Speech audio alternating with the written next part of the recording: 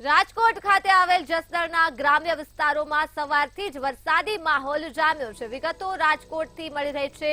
જસદણના ગ્રામ્ય વિસ્તારમાં વરસાદ વરસ્યો છે. આટકોટ, સાણથરી સહિતના વિસ્તારમાં પવન અને વીજળીના કડાકા ભડાકા સાથે વરસાદ વરસ્યો છે.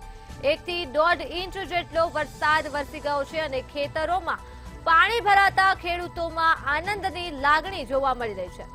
આટકોટના ગાયત્રીનગરના તળાવમાં પાણીની આવક થઈ છે અને રાજકોટ ભાવનગર હાઈવે પર પણ પાણી ભરાઈ ગયા છે.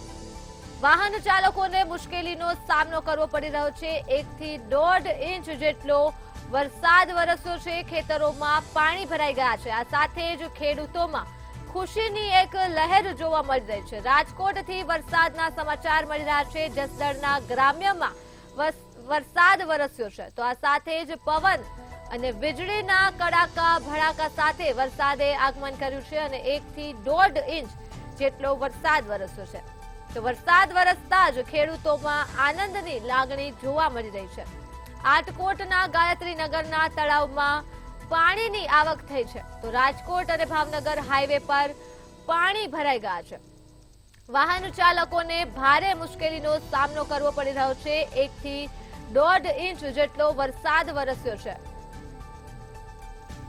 તો આ મુદ્દે જ આપણી સાથે સંવાદદાતા કરસન જોડાઈ ચૂક્યા છે. જી કરસન, રાજકોટના જસદણ ખાતે ગ્રામ્ય વિસ્તારોમાં વરસાદ વરસ્યો છે, શું છે વધુ વિગત?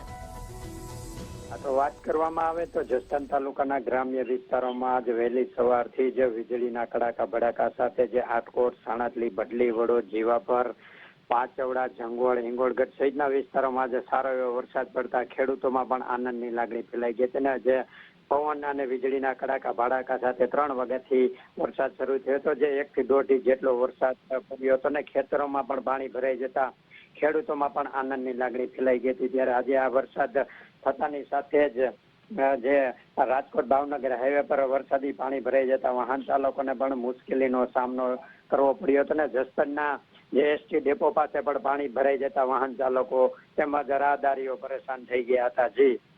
જી કરસન, તમામ વિગતો બદલ આભાર. તો રાજકોટ ખાતે આવેલ જસદણના ગ્રામ્ય વિસ્તારમાં વરસાદી માહોલ જામ્યો છે અને ખેતરોમાં પાણી ભરાતાની સાથે જ ખેડૂતોમાં ખુશીની લહેર જોવા મળી રહી છે.